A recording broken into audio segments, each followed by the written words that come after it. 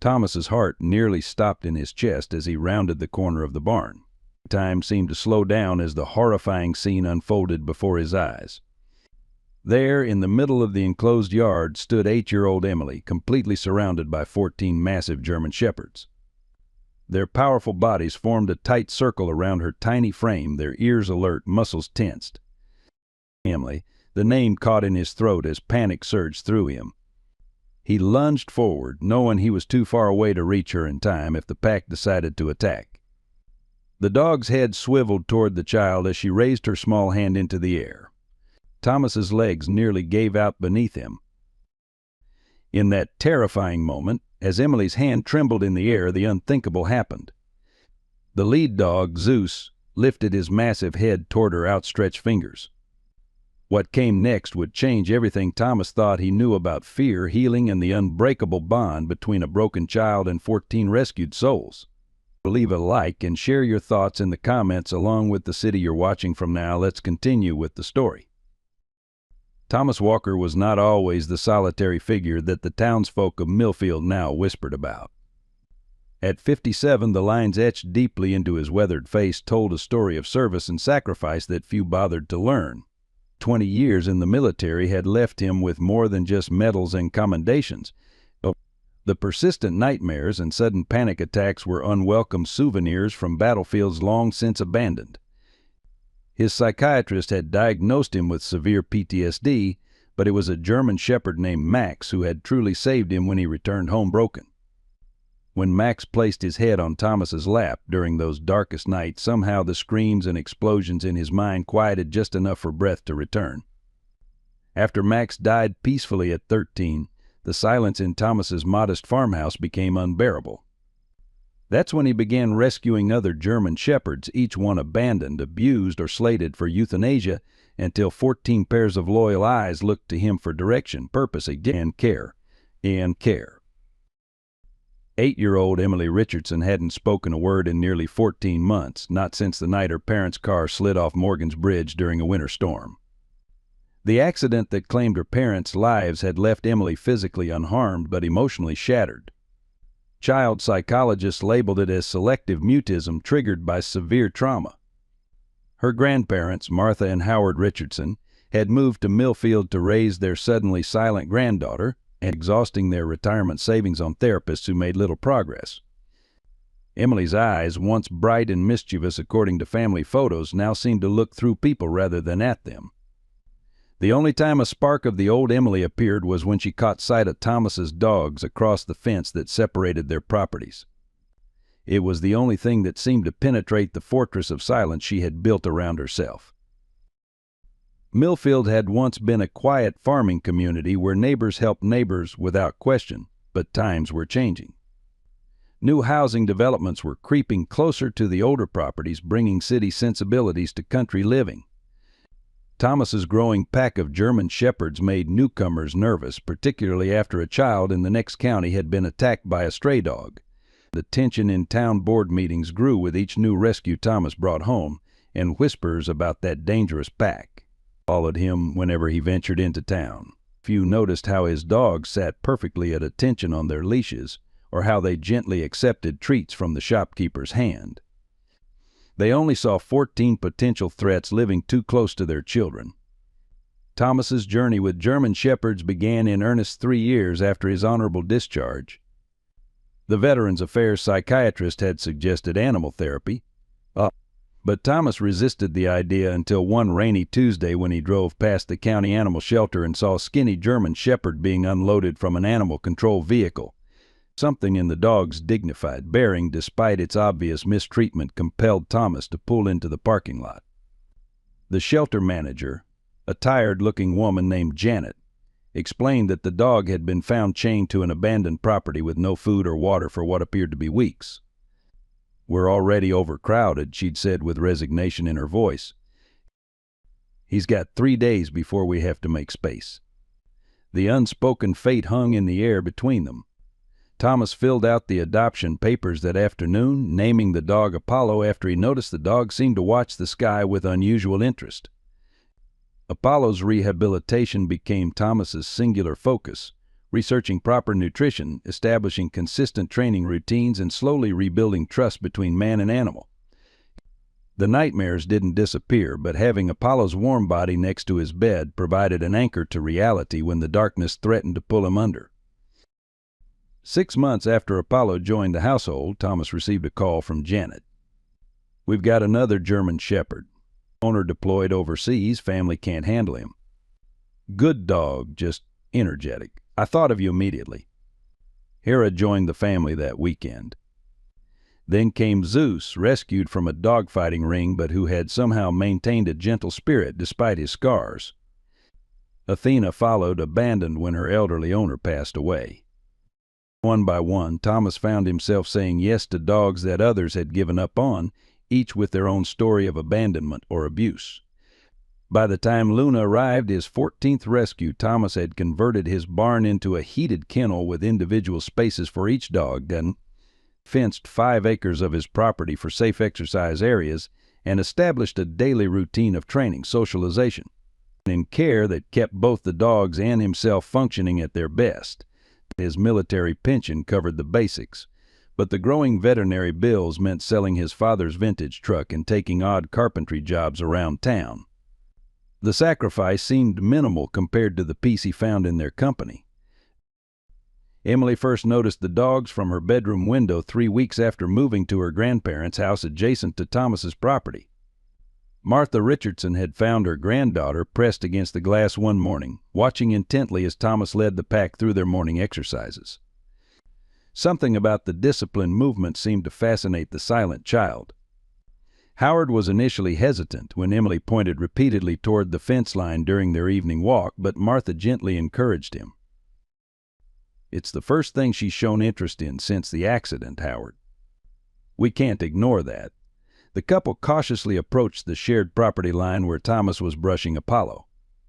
Thomas had nodded politely, keeping the conversation minimal as he always did with neighbors. But when Emily took a tentative step forward, hand slightly extended toward Apollo, something shifted in Thomas's expression. "This is Apollo," he said softly, guiding the dog forward with a gentle command. "He likes gentle scratches behind his ears." Emily's hand remained frozen in midair for nearly a minute before finally making contact with Apollo's fur. The adults watched in silence as a single tear slipped down her cheek, the first emotional response they'd seen since the funeral. That evening, Emily ate her entire dinner for the first time in months. The next day, she was waiting by the fence before Thomas even emerged from his house. Word by word, Thomas introduced each dog to Emily, explaining their names, backgrounds, and personalities as if she were having a normal conversation with him. He never pushed her to speak, never commented on her silence. He simply included her, demonstrating training techniques and explaining the pack hierarchy while Emily absorbed every word. Martha began bringing Emily over each afternoon, sitting on Thomas's porch with a cup of tea while Emily followed the old veteran around during chores. 2 months into these visits, Emily handed Thomas a brush when he was grooming Luna, and Thomas placed his weathered hand over her small one, guiding her through the proper strokes. That night, Emily whispered Luna in her sleep, the first word her grandparents had heard from her in over a year.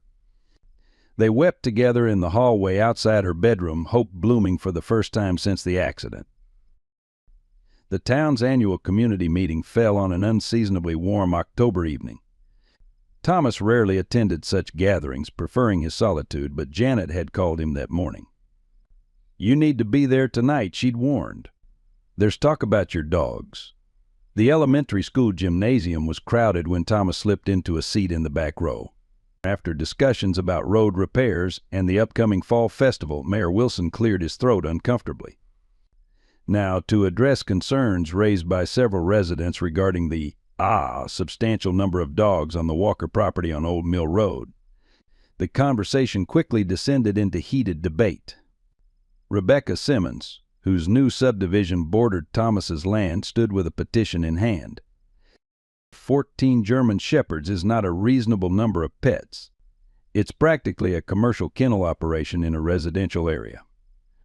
My children are afraid to play in our own backyard. Several heads nodded in agreement. Thomas remained silent as accusations piled up, barking noise, though his dogs were meticulously trained, smell, though he cleaned the kennels twice daily, and most damaging, big safety concerns. These are attack dogs, insisted Michael Peterson, the high school principal. One mistake, one gate left unlatched, and we could have a tragedy on our hands. Janet stood in Thomas's defense, explaining his rescue work and the dog's training. Howard Richardson surprised everyone by joining her, describing the positive effect the dogs had on Emily. But the tide turned when Councilman Davis presented photos of Emily interacting with the dogs, taken without Thomas's knowledge or consent. Is this what we want in our community? A traumatized child being exposed to potentially dangerous animals? I've been in contact with Child Protective Services who share our concerns. The statement hit Thomas like a physical blow. Mayor Wilson raised his hands for quiet before addressing Thomas directly. The council is proposing an ordinance limiting residential properties to 3 dogs maximum, with existing owners given 90 days to comply. We'll vote next month, but I wanted you to hear this directly before rumors started. Thomas felt every eye in the room on him as he stood and walked out without a word, his back military straight despite the weight that had just been placed on his shoulders. He had 90 days to find homes for 11 dogs who had already been abandoned once before, or face having them forcibly removed. The community he had served alongside for 15 years had made their decision. He was now the enemy. The persistent cough that had plagued Thomas since early winter hadn't improved despite the antibiotics Dr. Miller prescribed at his last visit. Probably just bronchitis that's dug in deep, Thomas had insisted when Janet expressed concern after hearing his rattling cough during a supply drop-off. But when he found himself unable to complete the morning exercise routine with his dogs without stopping to catch his breath, he reluctantly made another appointment.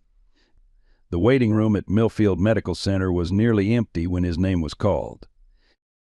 Dr. Miller's expression remained professionally neutral as she listened to his lungs, but Thomas had seen enough bad news delivered in his military days to recognize the slight tightening around her eyes.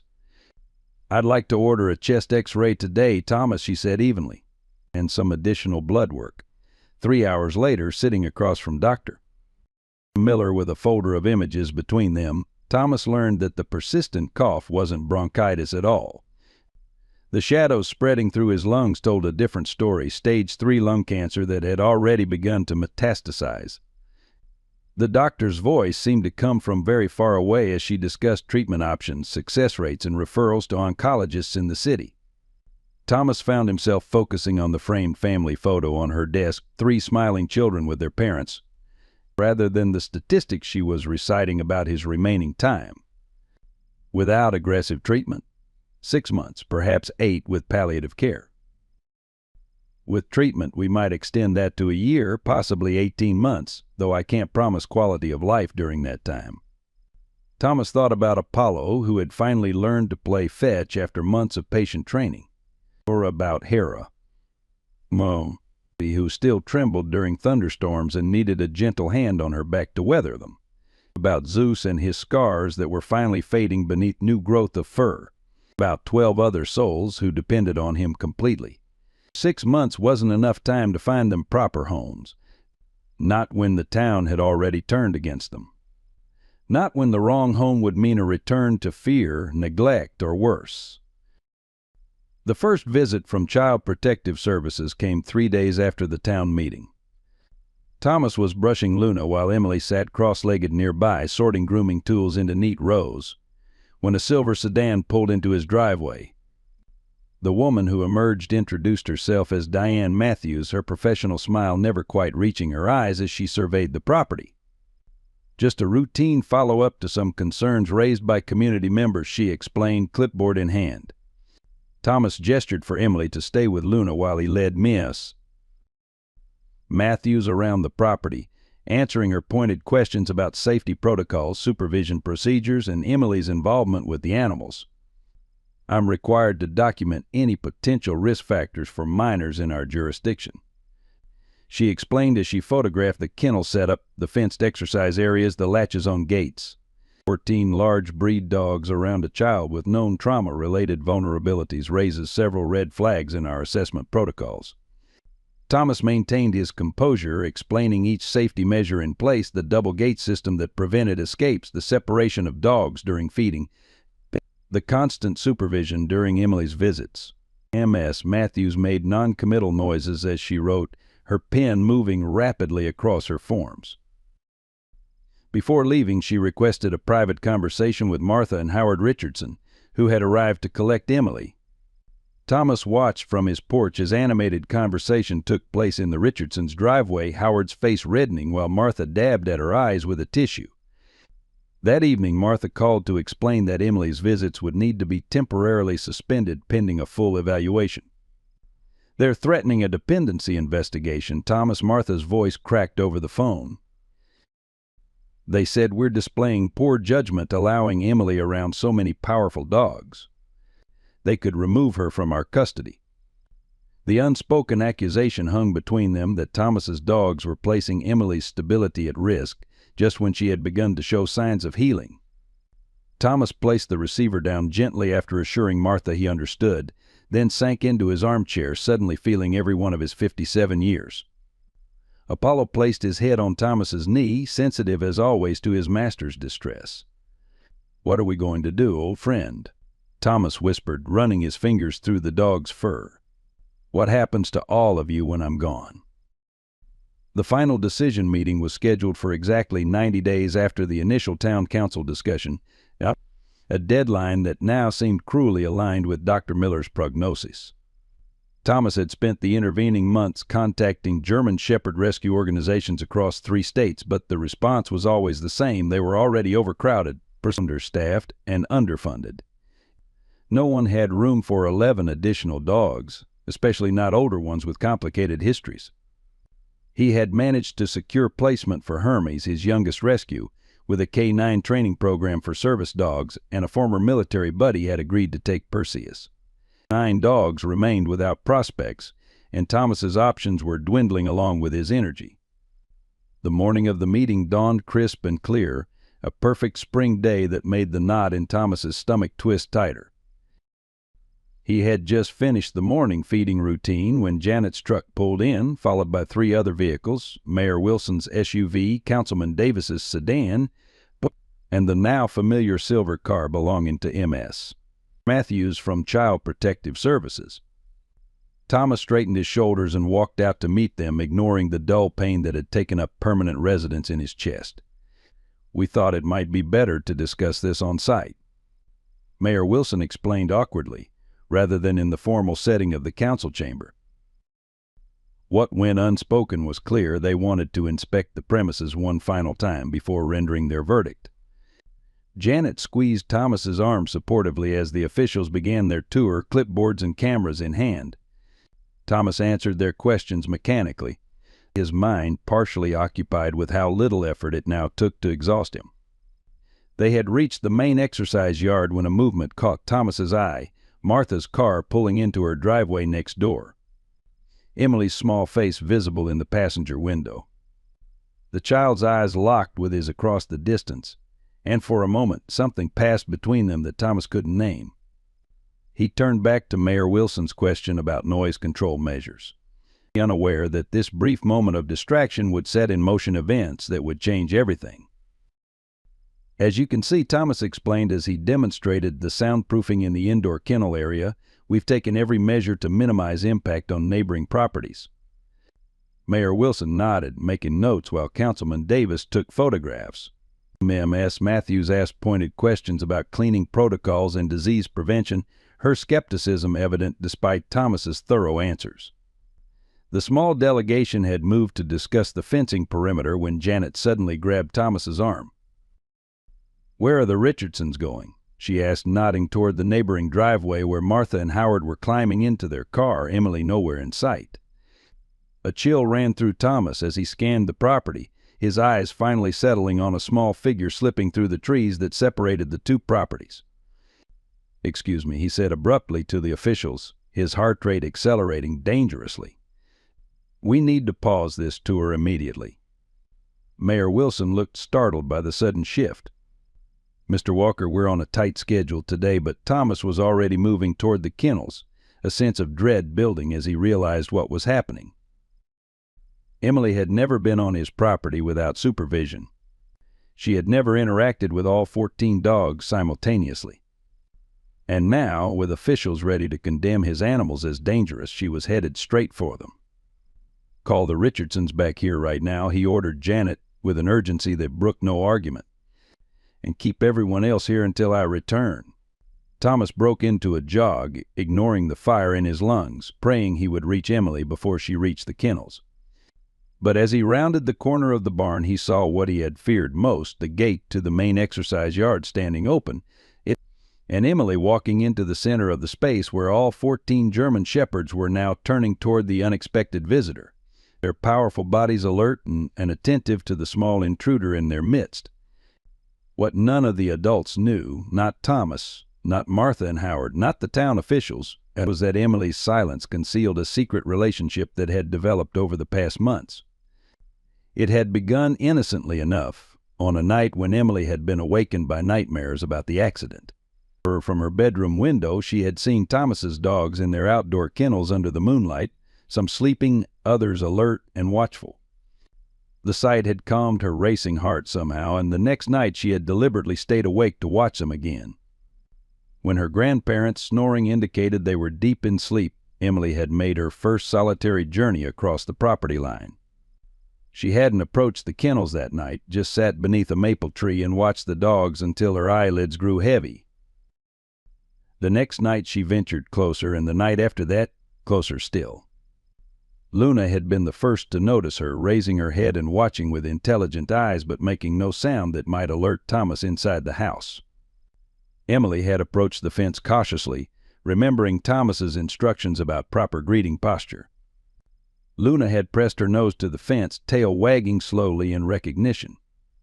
It became their nightly ritual, Emily slipping out after her grandparents were asleep, spending an hour or sometimes 2 with the dogs before returning to bed. No one the wiser about her midnight adventures. As weeks passed, Emily's confidence grew. She began bringing small treats that she saved from lunch, offering them through the fence with the commands she had heard Thomas use. The dogs responded to her quiet authority, sitting and staying at her whispered commands. Luna had been first, then Zeus, then Apollo, each dog learning to associate Emily with positive reinforcement and gentle handling.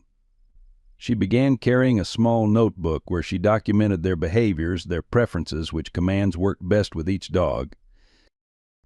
When Thomas had demonstrated clicker training one afternoon, Emily had fashioned her own clicker from a metal bottle cap, practicing the technique during her nighttime visits. The dogs seemed to understand the need for secrecy, remaining unusually quiet during her visits as if they too recognized the special nature of these midnight sessions. Emily felt a sense of control with the dogs that had been stripped from her life since the accident. They listened to her, responded to her, respected her commands even without her voice. When Luna had successfully completed a complex series of commands one night using only Emily's hand signals, the girl had felt such triumph that she had nearly spoken aloud.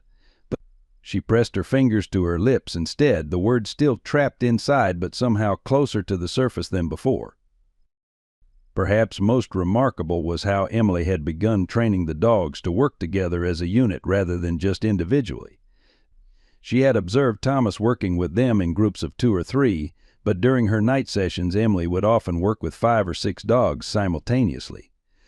She developed a system of hand signals that directed different dogs to different tasks, Zeus to retrieve items, Luna to stand guard, Apollo to lead the others.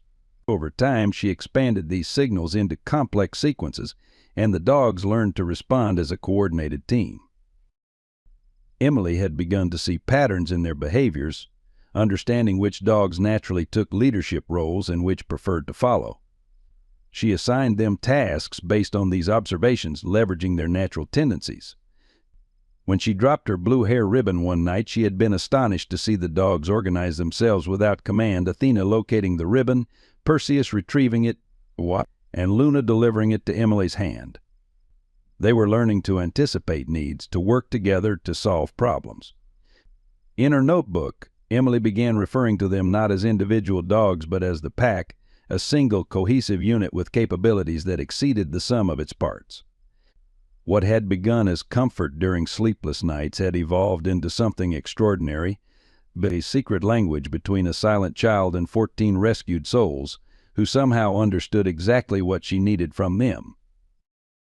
Thomas had noticed subtle changes in his dog's behavior over the past months: increased coordination during group exercises, new responses to certain hand movements that he hadn't explicitly trained, but he had attributed these changes to their continued socialization with each other.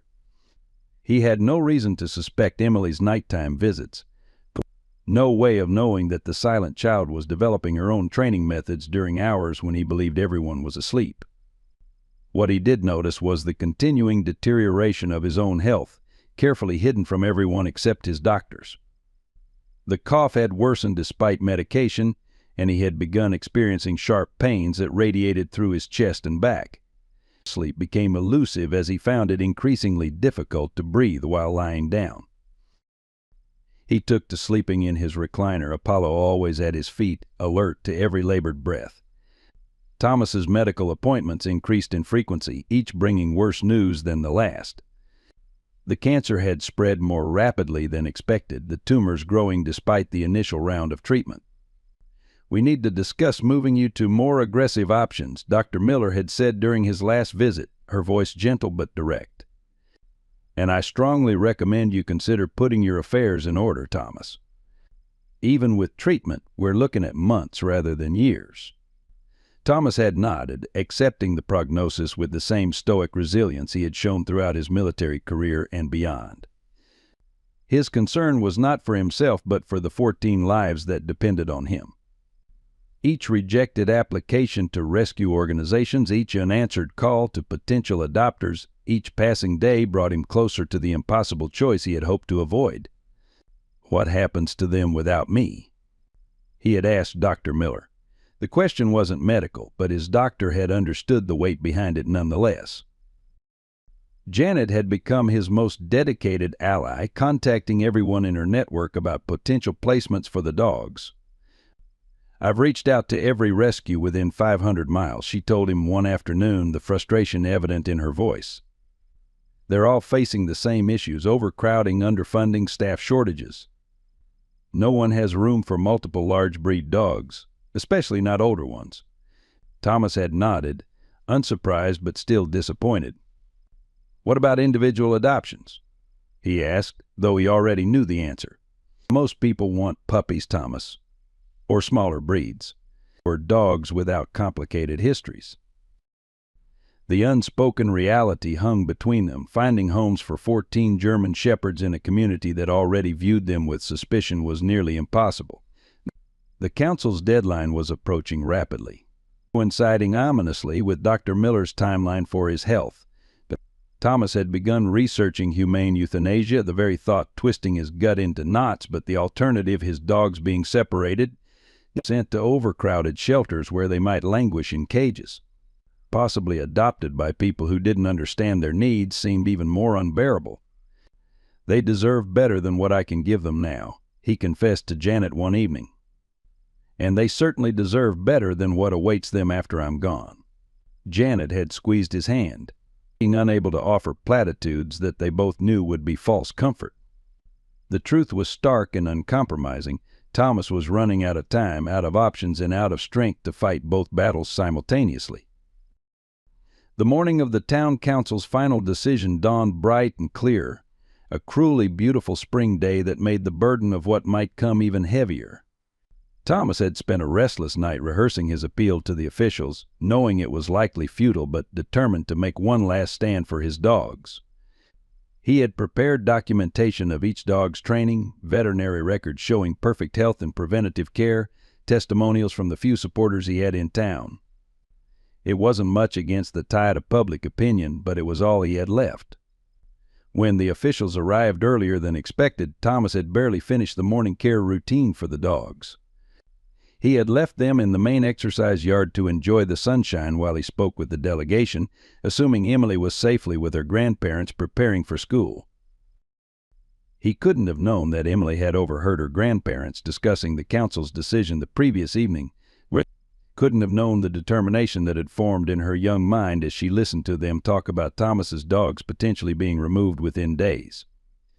The poor man, Martha had said softly to Howard in their kitchen, first this illness, and now they're taking away the only thing that gives his life meaning.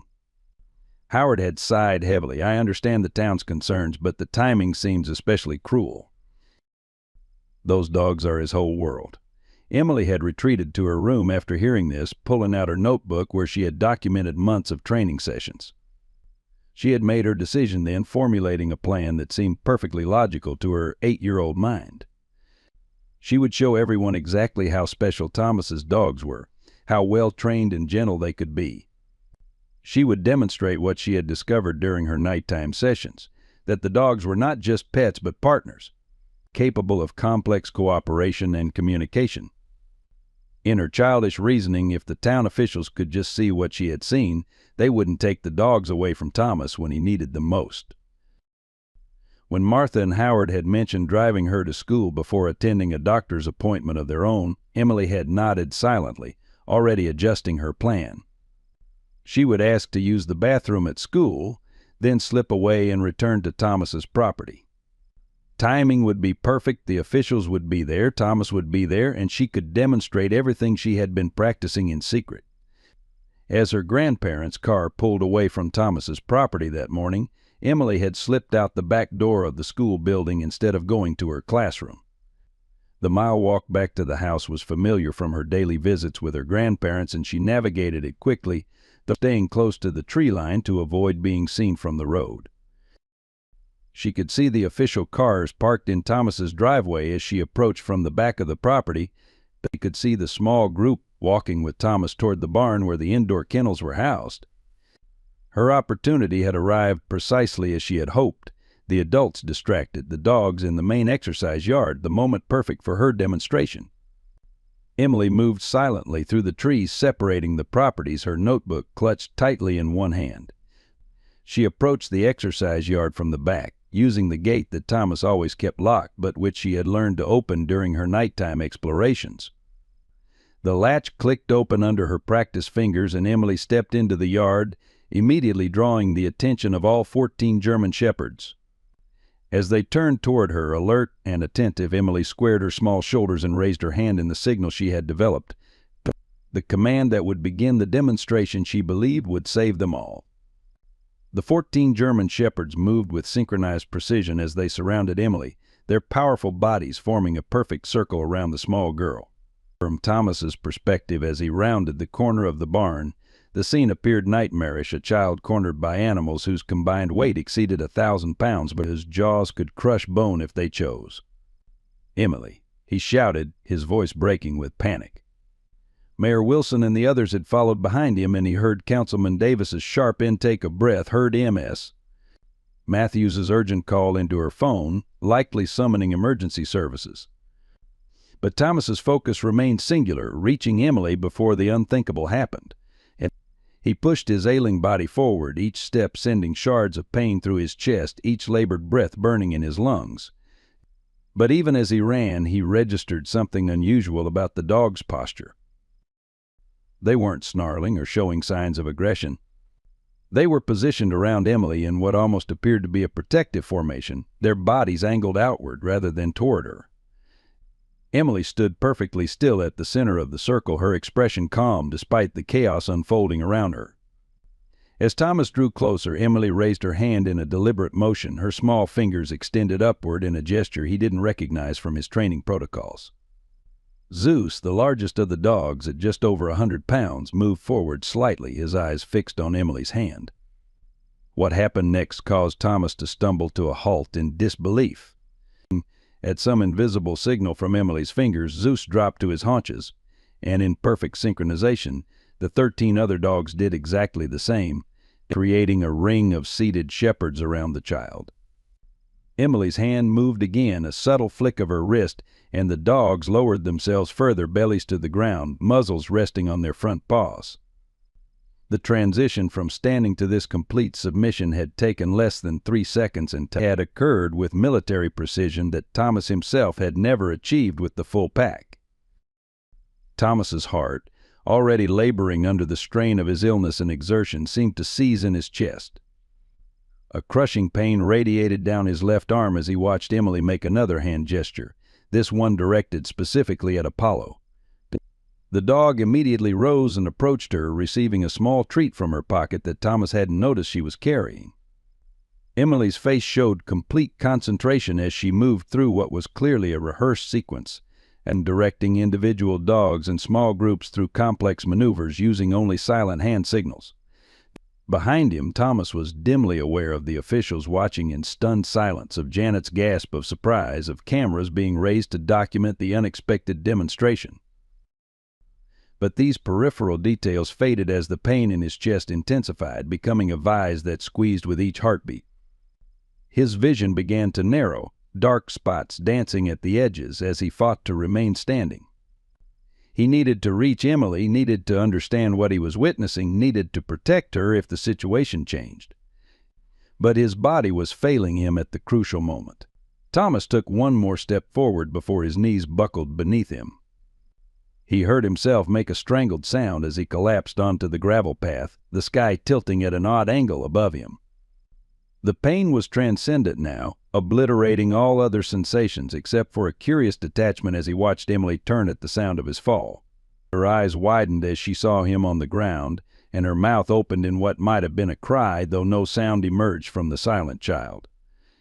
Thomas tried to raise his hand to signal that he was all right, to tell her to stay back, but his arm wouldn't respond to his commands. As consciousness began to slip away, the last thing Thomas saw was Emily's hands moving in a new pattern, and all 14 dogs suddenly alert, heads turning simultaneously toward his fallen form. The world went black for Thomas, the pain finally relenting as his consciousness ebbed away. His last coherent thought was regret, that he would never know how Emily had formed such a bond with his dogs, that he would never see the outcome of the council's decision, that he had failed in his promise to protect the animals who had saved him. In the darkness, Thomas was vaguely aware of commotion around him, voices raised in alarm, the crunch of gravel under running feet, someone calling his name with increasing urgency. But these sensations were distant, as if reaching him through deep water. What penetrated the darkness more clearly was the feeling of a warm body pressing against his side, the familiar weight of a dog's head resting on his chest just over his heart. Apollo, he thought, recognizing his first rescue's unique presence even in his semi-conscious state. Then another warm body against his legs and another against his other side. In his delirium, Thomas felt his dogs surrounding him, their collective warmth enveloping him as his body grew colder. A rough tongue licked his hand, another his face, the dogs offering comfort in the only way they knew how. The pressure on his chest increased slightly. Not Apollo after all, but Zeus, the largest of his rescues, pressing firmly just below Thomas's sternum in a rhythmic motion that seemed deliberate rather than random. And through the haze of semi-consciousness, Thomas thought he heard a child's voice, clear, high, and commanding, though that couldn't be possible. Emily didn't speak, had not spoken for over a year. Yet the voice continued, issuing short, precise commands that were followed by immediate responses from the dogs. "Mayor Wilson, for God's sake, get those animals away from him." Councilman Davis's voice cut through Thomas's fog. They could be attacking him. Thomas wanted to protest, to explain that the dogs were helping, not hurting, but he couldn't form the words. He felt hands trying to pull Zeus away from his chest, heard growls of warning from his dogs. Then Emily's voice again, impossible yet unmistakable. "Stop. They're helping him." The sheer shock of hearing the silent child speak froze everyone momentarily. In that pause, Janet's voice joined the chorus. "Listen to her. That dog is doing chest compressions. I've seen service dogs trained for this." The pressure on Thomas's chest continued uninterrupted, Zeus's weight precisely controlled to provide life-saving support to Thomas's failing heart. Another dog, Athena, judging by the distinctive pattern of her fur against his arm, had positioned herself with her muzzle near his face, seemingly monitoring his breathing. A third dog had run to the house and returned, dragging what Thomas hazily recognized as his emergency medical kit that he kept for the dog's care. An oxygen mask, part of his field medic equipment from military days, was being nudged toward his face by Apollo's careful teeth. Through slitted eyes, Thomas saw Emily directing this coordinated rescue effort with decisive hand signals and verbal commands, her previously silent voice now ringing with authority far beyond her 8 years. "The ambulance is at least 15 minutes out, Ms." Matthews said, her professional demeanor cracking under the unprecedented situation. "His color is getting worse." Emily knelt beside Thomas, her small hand resting briefly on his forehead before she turned to the adults. "Luna can find his medicine. She knows where it is." The child's voice was rusty from disuse but crystal clear in its insistence. Janet, the only adult who seemed capable of processing the extraordinary scene unfolding before them, nodded quickly. "Which one is Luna?" Emily pointed to a silver-gray shepherd with distinctive amber eyes who was already positioned attentively at her side. "Thomas's bedroom. On the nightstand. Small blue pills." Emily made a quick gesture, and Luna sprinted toward the house, disappearing through the dog door that Thomas had installed for emergencies. Mayor Wilson seemed to have finally overcome his shock enough to take action.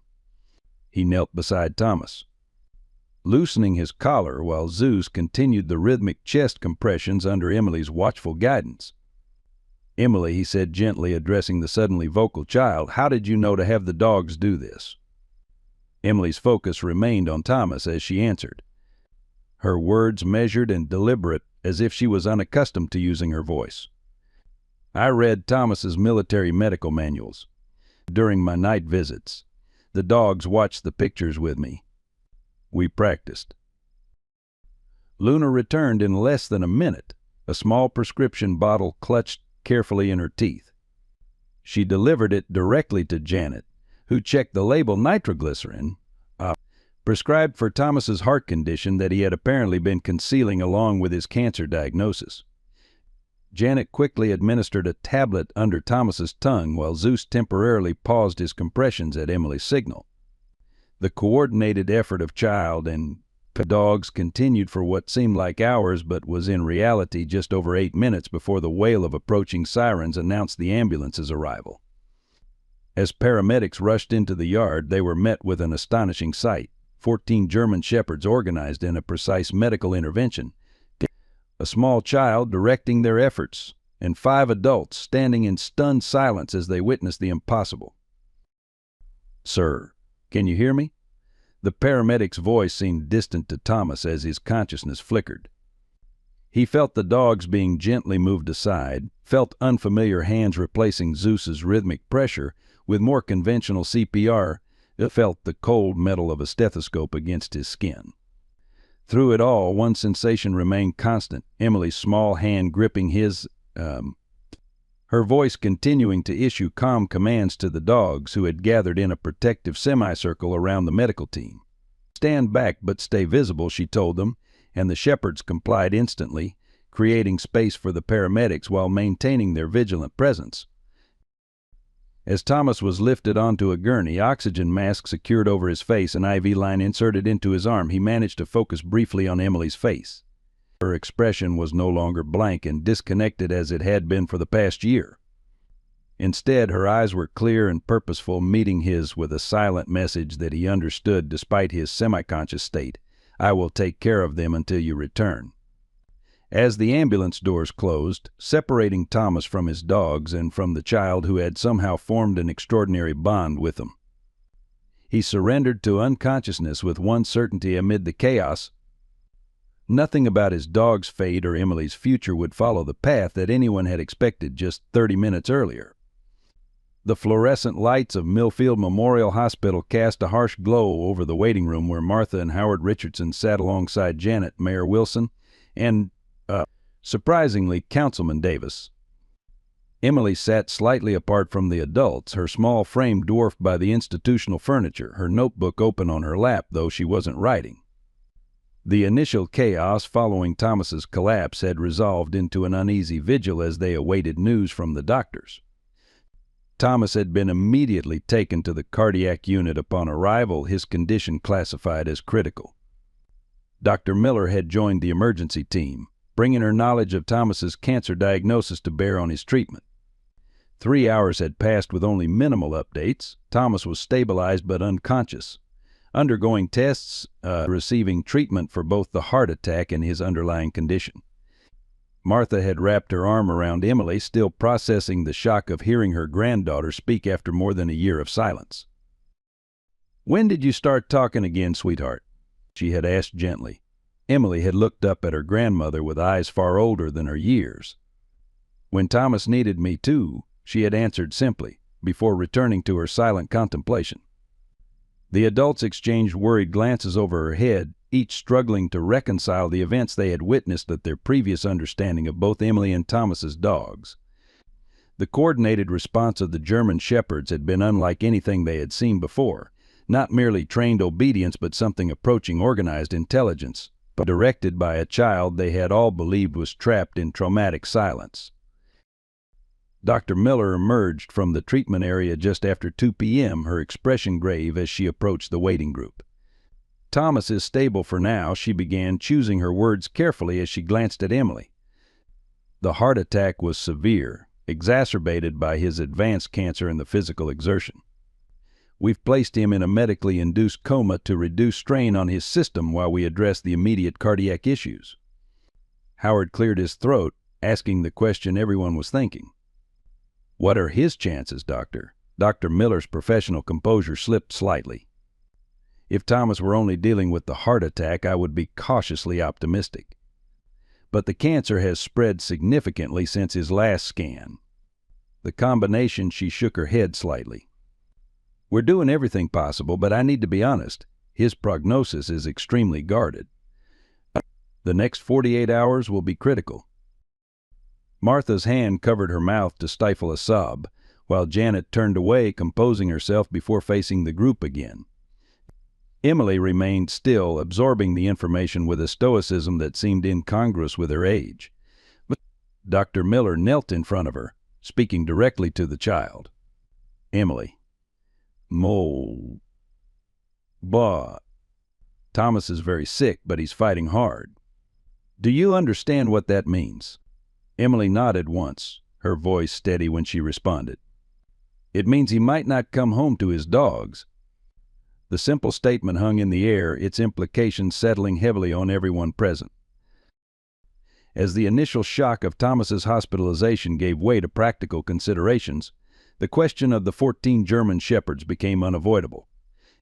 Janet had returned to Thomas's property immediately after the ambulance departed, ensuring the dogs were secured and fed, but this was a temporary solution at best. "They can't be left alone indefinitely," she explained to the group gathered in the hospital cafeteria later that evening. "Thomas has a routine for them, feeding schedules, exercise requirements, medication for some of the older ones. But I can handle basic care for a day or two, but I have the shelter to manage as well." The unspoken reality loomed large. If Thomas didn't recover, or faced months of rehabilitation, what would happen to 14 dogs that the town had already voted to remove? Mayor Wilson sighed heavily, the political implications of the situation clearly weighing on him. "The council's decision is technically still pending, but after what we witnessed today," he glanced at Councilman Davis, who had been uncharacteristically quiet since the incident. Davis cleared his throat uncomfortably. The demonstration of the dog's training was unexpected. "But it doesn't change the fundamental issues of zoning regulations and community safety concerns." Ms. Matthews, who had joined them after making her initial report to Child Protective Services, nodded in agreement. While the dog's response during the emergency was remarkable, "I still have serious reservations about a child Emily's age being involved with so many large animals, particularly given her trauma history." Emily, who had been silently drinking apple juice at the end of the table, set her cup down with deliberate care. "The dogs saved Thomas's life," she said, her voice soft but unwavering. "They're not dangerous, they're heroes." The adults exchanged uncomfortable glances, none quite sure how to respond to the formerly silent child's assessment. Howard finally broke the silence, his voice gentle but firm. "Heroes or not, sweetheart, they're still animals that need proper care." And if Thomas isn't able to provide that care, he left the sentence unfinished, but its conclusion was clear to everyone, including Emily. The child's expression hardened slightly as she reached for her notebook, clutching it protectively against her chest. "I can care for them," she insisted. "I know all their schedules, their commands, their medications. I've been studying with them at night for months." Martha gasped softly at this revelation of her granddaughter's secret nighttime activities, while M.S. Matthews made a note in her file, her frown deepening. "Emily, that's simply not possible," Janet explained gently. "You're 8 years old." The legal and practical realities Emily interrupted, something she had never done before. "Then find them homes. Good homes. Together, if possible. Thomas has been trying for months. He didn't tell anyone about being sick because he was afraid of what would happen to the dogs." Her voice caught slightly on the last words, the first crack in her composure since the crisis began. The stark reality of Thomas's situation became clearer the following day when Dr. Miller requested a meeting with Janet, whom Thomas had listed as his emergency contact. He regained consciousness briefly this morning, the doctor explained in the privacy of a consultation room. He's aware of his condition and wants to discuss arrangements for his dogs. Janet nodded, unsurprised that Thomas's first coherent thoughts had been for his animals rather than himself. "Did he say what he wants done?" Dr. Miller handed Janet a sealed envelope. "He asked me to give you this. He was quite insistent, though speaking was difficult for him." Janet opened the envelope with trembling fingers, unfolding a handwritten letter that Thomas must have prepared some time ago, anticipating this very situation. The letter contained detailed instructions for each dog, medical histories, behavioral notes, and specific requests for their placement. Most heartbreaking was the final paragraph, where Thomas acknowledged that keeping all 14 dogs together was impossible and authorized Janet to make the necessary decisions about separation and placement. His greatest concern, Dr. Miller continued quietly, is that they not be euthanized simply because homes can't be found. He was quite emotional about that point, which isn't helping his condition. Janet folded the letter carefully, tears tracking silently down her cheeks. "I've been making calls since yesterday," she admitted. "There's a German Shepherd rescue in Colorado that might take 3 of them. A K-9 training program interested in evaluating 2 others. But the older ones, the ones with health issues or behavioral complications," she shook her head, unable to complete the thought. Dr. Miller placed a comforting hand on Janet's shoulder. He also asked specifically about Emily. He wants to know that she's all right and that she'll have some connection with at least some of the dogs. He seems to believe it's important for her healing process. When Janet shared Thomas's letter with the Richardsons that afternoon, Martha wept openly, while Howard paced the hospital corridor, his face troubled. "We can't take any of the dogs ourselves," he said finally, voicing what they all knew. "Our lease prohibits pets of any kind, let alone large breeds." The cruel irony wasn't lost on any of them. Emily had finally begun speaking again, sparked by her connection with Thomas's dogs. Yet maintaining that connection seemed impossible under the circumstances. M.S. Matthews, who had returned for a follow-up assessment, reviewed Thomas's letter with professional detachment.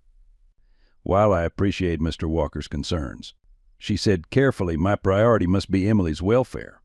Given the trauma she's experienced, establishing stability is paramount.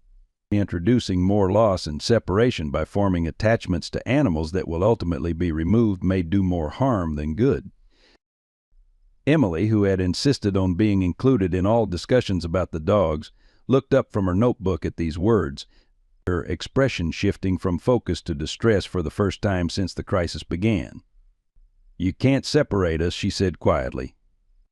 The words directed not just at M.S. Matthews, but at all the adults deciding her fate and the fate of the 14 German Shepherds. We're family now. The simple declaration hung in the air. Its emotional truth undeniable, even as its practical implementation seemed impossible under the weight of regulations' medical realities. And adult concerns that had suddenly converged on an 8-year-old girl and 14 dogs whose futures had become inextricably linked through circumstances none of them had chosen. Thomas regained consciousness on the third day of his hospitalization. His condition upgraded from critical to serious but stable. Dr. Miller had cautiously reduced his sedation, allowing him periods of wakefulness while closely monitoring his vital signs for any indication of distress. Janet had been maintaining a vigil at his bedside, alternating with Martha and Howard, who brought updates about Emily and the dogs. During one such rotation, Martha arrived with a small package that Emily had insisted on sending to Thomas, a handmade card containing photographs of each dog with their names carefully printed beneath them. "She wanted you to see that they're all doing well," Martha explained as she placed the card on Thomas's bedside table. "Janet has been staying at your property overnight, and Howard and I have been helping during the day." Thomas nodded weakly, his gratitude evident despite his inability to speak much due to the oxygen mask. As Martha adjusted the arrangement of items on the small table, her elbow knocked Thomas's wallet to the floor, its contents spilling across the linoleum. She quickly knelt to gather the scattered items: insurance cards, a military ID, several folded receipts, and a worn photograph that had been hidden in an interior pocket. Martha's hand froze as she lifted the photograph, her eyes widening in recognition. The image showed a younger Thomas in uniform standing beside a couple in their early 30s, the woman holding a toddler with familiar eyes. "This is," she began, her voice trailing off as the impossible connection formed in her mind. Thomas met her gaze, his expression confirming what she had already realized.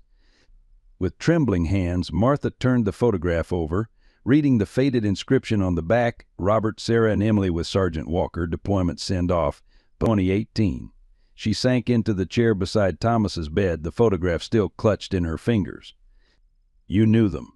You knew our son and daughter-in-law." It wasn't a question, but a statement of dawning comprehension. Thomas nodded slowly, then with obvious effort reached for the notepad and pen that hospital staff had provided for communication. His handwriting was shaky but legible. "Robert was under my command. Good man, proud of his family."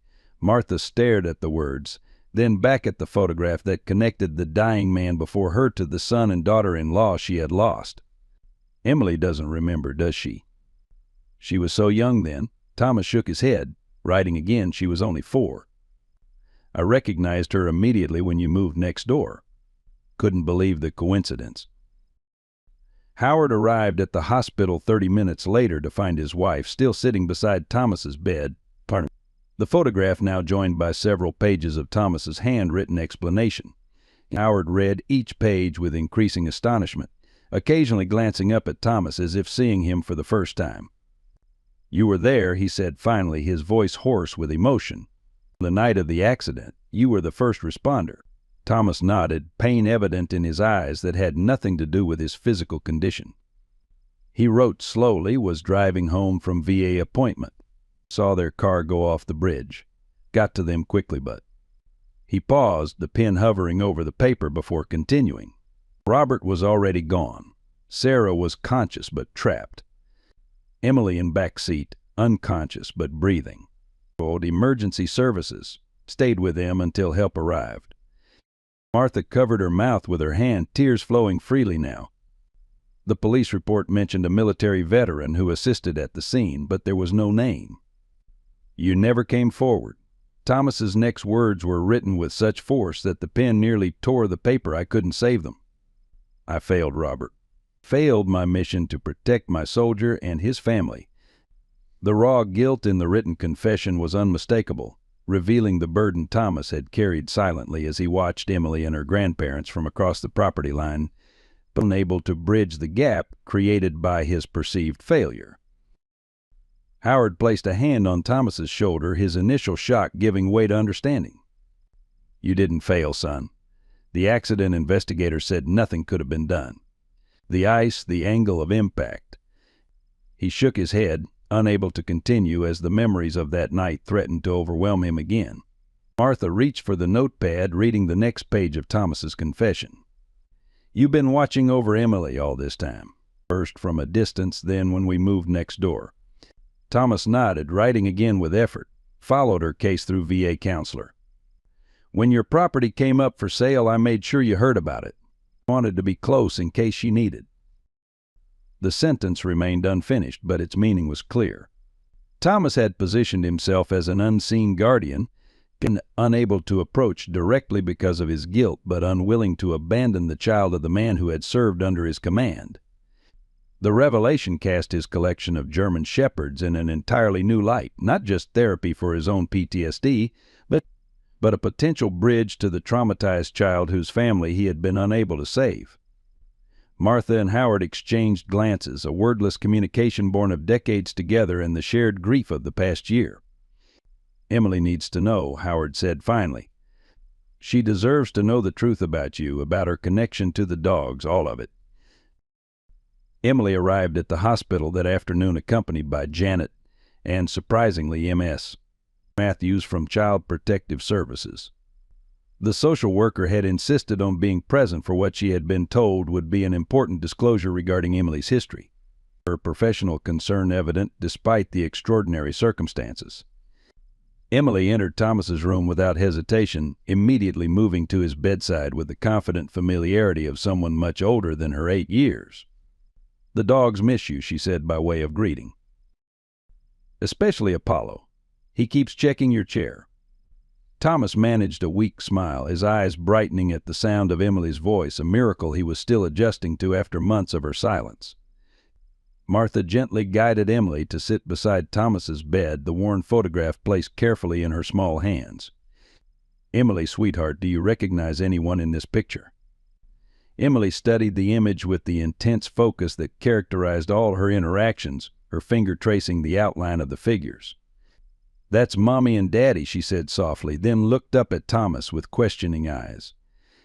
"And that's you, but younger." Martha nodded encouragingly. "Yes, dear. Thomas knew your parents before the accident. He was your father's commander in the military." Emily's gaze returned to the photograph, making connections that had been hidden from her by trauma and time. "Is that why you have so many dogs? Because of Daddy?" The question, innocent yet perceptive, struck at the heart of truths that the adults had only just discovered themselves. Howard knelt beside his granddaughter, his voice gentle. "Thomas was there the night of the accident, Emily. He tried to help your parents. And he's been watching over you ever since, in his own way." Emily absorbed this information with remarkable composure, looking from the photograph to Thomas and back again. "You promised them," she said suddenly, the words not a question but a statement of fact that startled everyone in the room. Thomas nodded, his eyes questioning how she could possibly know this. Emily reached for Thomas's notepad, writing instead of speaking, "I remember your voice that night. You were talking to Mommy while the firefighters were trying to get her out. You promised to watch over me." The revelation stunned the room into silence. Emily had never before indicated any memory of the accident itself, her therapist suggesting that the trauma had created a protective amnesia around the events of that night. Yet here she was, recalling with perfect clarity the promise made by a soldier to his dying subordinate's wife. Ms. Matthews, who had been observing the interaction with professional detachment, stepped forward. "Emily, you never mentioned these memories to any of your therapists." Her tone was gentle but probing, the assessment clearly continuing despite the emotional context. Emily shrugged slightly, her focus remaining on Thomas. "I didn't remember until I started working with the dogs. Something about their eyes." She trailed off, unable to articulate the complex process by which her fragmented memories had begun reassembling themselves through her connection with Thomas's German Shepherds. Thomas wrote shakily on the notepad, "Sarah's last words were about Emily. Made me promise to make sure she was okay, to watch over her." He paused, then added with visible effort, "When you moved next door, I thought it was chance." "Now I believe it was more." Emily nodded solemnly, accepting this explanation with the straightforward clarity that children sometimes bring to situations that confound adults. She placed her small hand over Thomas's larger one, the gesture bridging the gap between them that guilt and trauma had maintained for too long. "That's why your dogs knew how to help you," she said simply. "You trained them to watch over people. So they knew how to watch over you too." In the silence that followed this observation, Emily did something that no one, not even she, expected. She leaned forward and whispered directly to Thomas, her voice clear enough for everyone to hear the words that completed the circuit of healing between them. "You kept your promise. Thank you for saving me with your dogs." The town council meeting 2 weeks after Thomas's heart attack bore little resemblance to the contentious gatherings that had preceded it. The elementary school gymnasium was filled beyond capacity, with residents standing along the walls and spilling out into the hallway. Mayor Wilson called for order, his gavel barely audible above the buzz of conversation. "Before we address the agenda items, Councilman Davis has requested the floor regarding the matter of Mr. Walker's dogs." Davis stood, adjusting his tie nervously as he faced the assembled community. His previous stance against Thomas's German Shepherds had been well documented in local papers, making his request to speak first particularly noteworthy. "As many of you know, I've been the most vocal advocate for restricting the number of dogs permitted on residential properties," he began, acknowledging the murmurs of agreement from some corners of the room. "However, recent events have compelled me to reconsider my position." He described in careful detail what he had witnessed on Thomas's property, but 14 German Shepherds performing what amounted to a coordinated emergency response under the direction of an 8-year-old child. What I initially viewed as a potential danger to our community revealed itself to be something quite extraordinary. These animals, far from being a threat, likely saved Mr. Walker's life before medical personnel could arrive. The shift in community perspective wasn't unanimous, but it was substantial. Rebecca Simmons, who had spearheaded the petition against Thomas's dogs, stood to address her neighbors. "I was wrong," she said simply. "I judged based on fear rather than facts. After seeing the news reports and speaking with Janet about the dogs' training, I've withdrawn my complaint." Similar statements followed from other residents who had previously opposed Thomas's pack. But Michael Peterson, the high school principal, proposed forming a committee to revise the animal ordinance to accommodate special circumstances like Thomas's. "Perhaps instead of focusing on arbitrary numbers, we should consider training standards, property suitability, and the benefit these animals bring to our community." The vote that followed was decisive. The proposed restriction would be replaced by a more nuanced approach that would allow Thomas to keep his German Shepherds provided they maintained their current training standards and passed regular behavioral assessments. Mayor Wilson closed the discussion with a commitment to expedite the new ordinance. "In light of Mr. Walker's service to this country and the extraordinary circumstances we've witnessed, I believe this is the right decision for our town." M.S. Matthews's final report to Child Protective Services reflected a similar evolution in professional assessment. "While my initial concerns regarding Emily Richardson's exposure to multiple large breed dogs were valid based on standard risk protocols, direct observation has demonstrated exceptional circumstances that warrant reconsideration," she wrote. "The structured interaction between the child and the animals appears to be therapeutically beneficial, facilitating communication and emotional processing that traditional interventions have failed to achieve." Her recommendations included continued monitoring but explicitly supported Emily's ongoing relationship with Thomas's dogs under appropriate supervision. Most significantly, M.S. Matthews endorsed the Richardsons' application to become Thomas's healthcare proxies, allowing them to make medical decisions on his behalf as his condition progressed. The connection between these families, revealed through extraordinary circumstances, provides a support structure that benefits all parties involved, particularly Emily, whose remarkable progress must be prioritized. Thomas was discharged from the hospital 3 weeks after his heart attack.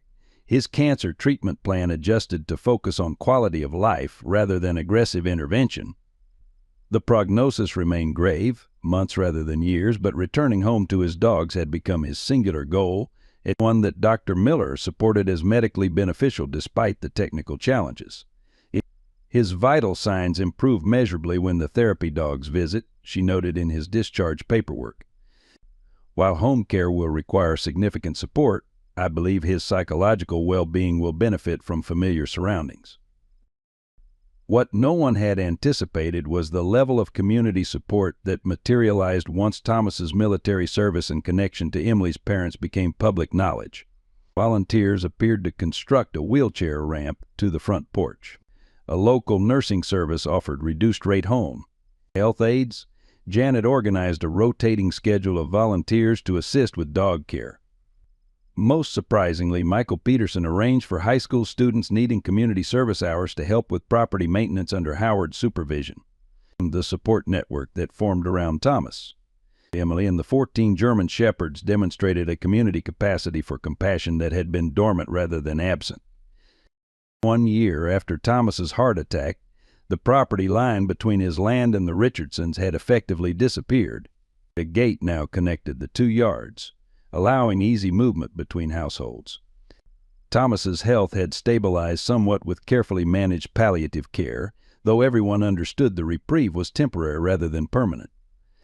The German Shepherds divided their time between both properties, though they maintained their primary residence in Thomas's converted barn, where Emily now spent most afternoons after school.